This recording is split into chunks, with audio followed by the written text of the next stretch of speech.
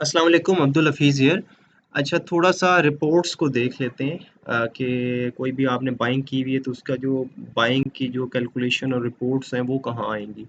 तो फ़र्ज़ करें मैं बाइंग कर लेता हूँ 500 ले लेता हूँ सिल्क। ये 500 शेयर्स इसके ले लेता हूँ। अच्छा इसके मैं 500 शेयर्स मार्केट पे जहाँ मिले ले लेता हूँ ताकि आपको जल्दी में बता सकूँ। और WTL के भी 500 ले लेता हूँ।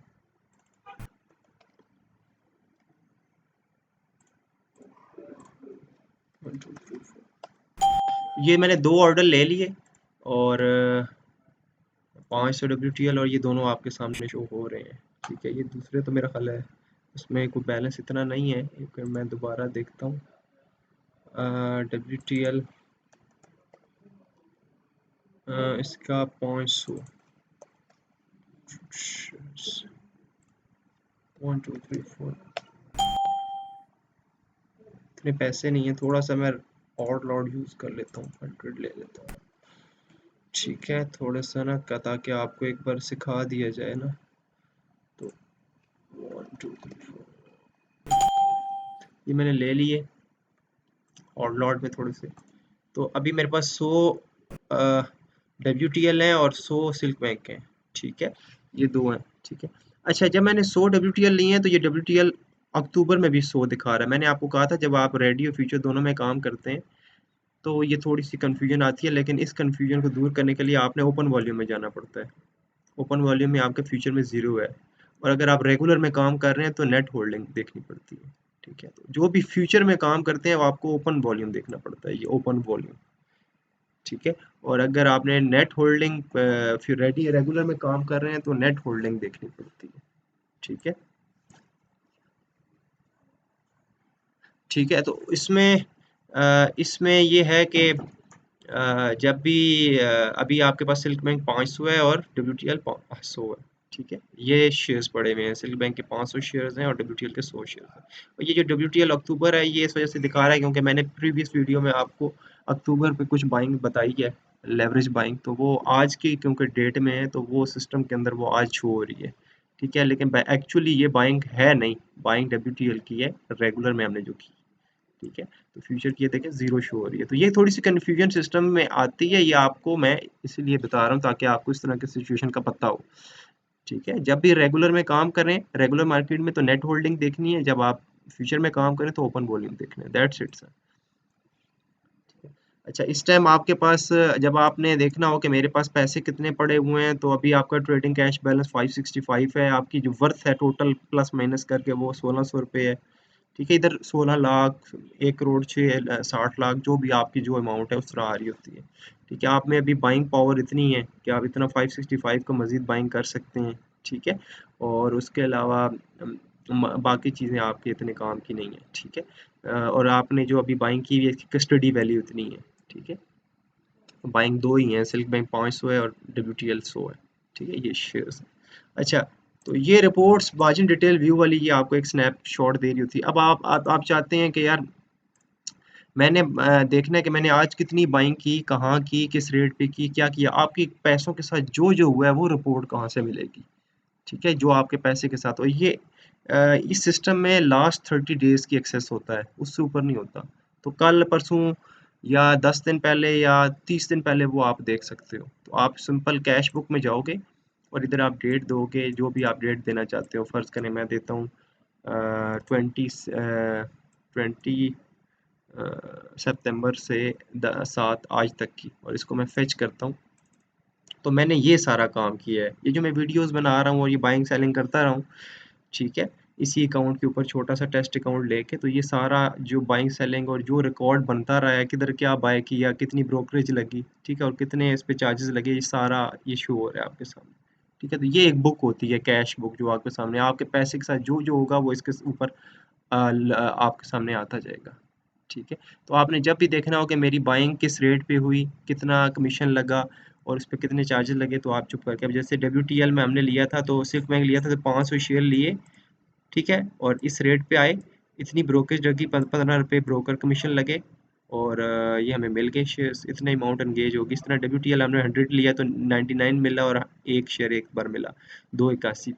तो ये लिस्ट आपकी बनती जाती है। तो जब भी आपने अपना रिकॉर्ड देखना हो ये देखते हैं। दूसरी रिपोर्ट आती है नेट शेयर कस्टडी। तो आप इसको फैच करेंगे तो जो आपके पास कस्टडी में भी शेयर्स हैं वो आ जाएंगे सामने। ठीक है, ठीक है, ये आपके पास अभी दो ही हैं, एक सिल्क बैंक है 500 और एक वर्ल्ड टेलीकॉल है 100। वो फ्यूचर का इसमें नहीं आएगा, मैंने आपको बताया था फ्यूचर इसमें नहीं आता, वो फ्यूचर सिर्फ उसी में ही आता है, मार्जिन डिटेल व्यू में ही आता है अगर आपने फ्यूचर में काम किया हो। और इसके अलावा आउटस्टैंडिंग ऑर्डर्स वो देखते हैं कौन कौन से फैच करेंगे तो कोई नहीं है, मैंने कोई पेंडिंग ऑर्डर नहीं लगाया हुआ तो इस वजह से कोई आउटस्टैंडिंग ऑर्डर्स नहीं लगे हुए। इसके अलावा मार्जिन डिटेल, तो ये मार्जिन डिटेल वही आ जाएगा तकरीबन, जो ये वो जो हमने इस जगह देखा था पोर्टफोलियो में जाके, ये मार्जिन डिटेल व्यू देखा था, वही चीज़ इधर आ गई है। ठीक है, तो मार्जिन डिटेल में आपको क्लियर हो गया आपके आपका सिल्क बैंक में 500 की होल्डिंग है और WTL में 100 की होल्डिंग है शेयर्स की। और ये सारी चीज़ें आपके सामने आ रही हैं। ठीक है, और जितनी कैश एंगेज हुई है भी सामने आई हुई है और जितनी नेट होल्डिंग वैल्यू है वो भी सामने आ रही है। तो ये चीज़ें आपके सामने आ रही हैं। ठीक है, अच्छा, इसके अलावा पीरियोडिक समरी। पीरियोडिक समरी मतलब ये है कि अगर आपने इसको फेच किया है तो मतलब आपने आज काम किया है। ठीक है, तो उस काम में अगर आपने कोई आज कोई काम किया है तो वो काम सारा आपके सामने एक शॉर्ट फॉर्म में इधर आ रहा होता है नेट। ठीक है, तो अगर फर्स्ट करें हमने सिल्क बैंक और WTL में काम किया तो वो सारा एक नेट रिपोर्ट इधर आ रही थी। ये इतनी ज़्यादा यूज़ नहीं होती, इसमें आपको इतना घबराने की ज़रूरत नहीं है। बस ये इसमें ये देखना होता है कि ब्रोकरेज अमाउंट कितनी आज लगी है, वो आपकी 258 रुपीज़ लगी है जो हमने काम थोड़ा बहुत किया है। ठीक है, अच्छा, दूसरा ये पीरियोडिक डिटेल। पीरियोडिक डिटेल भी इम्पोर्टेंट होती है। ठीक है, आप चाहते हैं मैंने किसी आइटम का प्रॉफिट लॉस देखना हो। ठीक है, जो एक मंथ के अंदर अंदर हम इस डेट्स को एडजस्ट कर सकते हैं, आज से 30 दिन पहले या 10 दिन पहले 20 दिन पहले, 30 से ऊपर नहीं होता। तो पिछले एक मंथ के अंदर अंदर आप रिपोर्ट देख सकते हैं। फर्ज करें मैंने सिल्क बैंक में कितना काम किया, या सिल्क बैंक और अक्टूबर, आज हमने काम किया था ना सिल्क बैंक स्लैश अक्टूबर जो बेचा है, उसमें मैंने क्या कमाया। तो मैं अगर उसको आज की डेट सेलेक्ट करके इसको फेच करूँ तो मेरी प्रॉफिट लॉस समझ में आ जाएगा कि मेरा क्या हुआ। ठीक है, एक मिनट, सिल्क में तो आज काम नहीं किया, WTL में किया है जो मैंने प्रीवियस वीडियो बनाई थी। तो ये देखें मैंने 400 शेयर्स 4000 शेयर WTL के लिए लेवरेज पे अक्टूबर में। ठीक है, WTL OCT पे।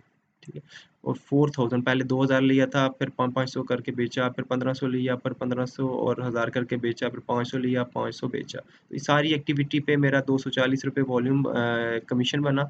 और इतनी ज़्यादा बाइंग सेलिंग करने के बाद मुझे 315 रुपीज़ का लॉस हुआ। ये अगर आपको ब्रैकेट में शो हो रहा हो तो प्रॉफिट होता है, अगर ब्रैकेट ना आ रही हो सिंपल नंबर हो तो जितना नंबर होगा उतना प्रॉफिट शो हो रहा होगा। लेकिन मेक श्योर करें कि आपका ये जो बाय क्वांटिटी और सेल क्वांटिटी जो है इक्वल हो।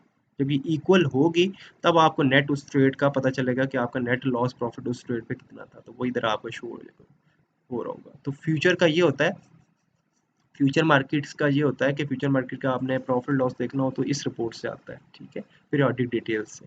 ठीक है, और ये जो डेली रेट्स इस पे प्रॉफिट लॉस आ रहा होता है, ये जो इस जगह प्रॉफिट लॉस आ रहा होता है फ्यूचर मार्केट का, वो उस दिन का होता है। मार्केट ओपनिंग से मार्केट क्लोजिंग उस दिन का सिर्फ जो इम्पैक्ट है लॉस का वो आ रहा होता है, बैक एंड से वो लेके नहीं चल रहा होता। तो कोई बंदा अगर इसको देख के खुश होता रहे या गुस्सा का मतलब एक इमोशनल होता रहे तो वो पहले ये देखे कि ये आज की क्लोजिंग से उसका स्टार्ट हो रहा है, मतलब आज मार्केट जहाँ से ओपन हुई वहाँ मार्केट का इम्पैक्ट क्या है उस आपकी ट्रेड पे, माइनस से प्लस है, वो जितना होगा वो इधर आएगा। लेकिन एक्चुअल ये नहीं होता। ठीक है, एक्चुअल आपको या तो मैनुअली याद रखना चाहिए या फिर ऑडिट डिटेल से जाके देख सकते हैं। जैसे मैंने अब WTL अक्टूबर ये रिपोर्ट मैं निकालता हूँ, तो अगर मैंने मेक श्योर करूँगा मैंने वो सारे बेच दिए हैं तभी तो प्रॉफिट लॉस मुझे पता चलेगा ट्रेड का कितना हुआ है। तो ये 4000 बाय था, 4000 सेल था, और इतना 315 का लॉस हुआ। ज़ाहिर बात है मैंने लिए बेचे आपको टेस्ट के लिए ये ट्रेड ली थी, तो मैंने इस चीज़ को नहीं देखा कि प्रॉफिट हो रहा है लॉस हो रहा है। ठीक है, तो और जो रेगुलर में काम करते हैं उनके लिए काम आसान है, वो चुप करके ये रिपोर्ट्स में जाएंगे और पोर्टफोलियो समरी पे क्लिक करेंगे तो उनको सारा प्रॉफिट लॉस सामने आना शुरू हो जाएगा। ठीक है। यहाँ उनको प्रॉफिट लॉस की रेशो सारी सामने आना शुरू हो जाएगी, ठीक है। जैसे मेरा अभी ये लॉस चल रहा है 1.92% और 7%, तो ये उनको भी इसी तरह ये सारी चीज़ें सामने आ प्रॉफिट लॉस उनके सामने आना शुरू हो जाएगा। तो उनके लिए बड़ा आसान है, फ्यूचर वालों के लिए थोड़ा-सा है कि उनको ये दूसरी रिपोर्ट में जाना पड़ता है, प्रोडक्ट डिटेल में या मार्जिन डिटेल व्यू में देखना पड़ता है, ठीक है। तो बाकी रिपोर्ट रिक्वेस्ट की एक ऑप्शन भी है कि आप रिक्वेस्ट कर सकते हैं कि मुझे कौन सी रिपोर्ट चाहिए, ठीक है। तो वो भी हो सकती है। तो फर्ज करें कि जी नेट शेयर रिपोर्ट का कौन सी डेट तक चाहिए, कब तक चाहिए, तो वो भी इसमें आप कर सकते हो, ठीक है। तो ये सारा रिपोर्ट्स पे मेरा एक लेक्चर था, ठीक है। तो इसमें सबसे इम्पोर्टेंट रिपोर्ट कैश बुक है, जो ज़्यादा यूज़ होती है। और क्योंकि बहुत से लोग बाइंग सेलिंग कर रहे होते हैं, देखते हैं यार किधर मुझे मिला। और दूसरी सबसे इम्पोर्टेंट रिपोर्ट मार्जिन डिटेल है, और third important report portfolio summary. ये 3 रिपोर्ट्स बहुत ज़्यादा यूज़ होती हैं। बाकी कुछ ट्रेड्स आप अगर काटते हैं और प्रॉफिट लॉस देख रहे होते हैं फ्यूचर मार्केट में ज़्यादातर, तो उसके लिए पीरियोडिक डिटेल यूज़ होती है। ये रिपोर्ट्स का जो सिनेरियो है ये है।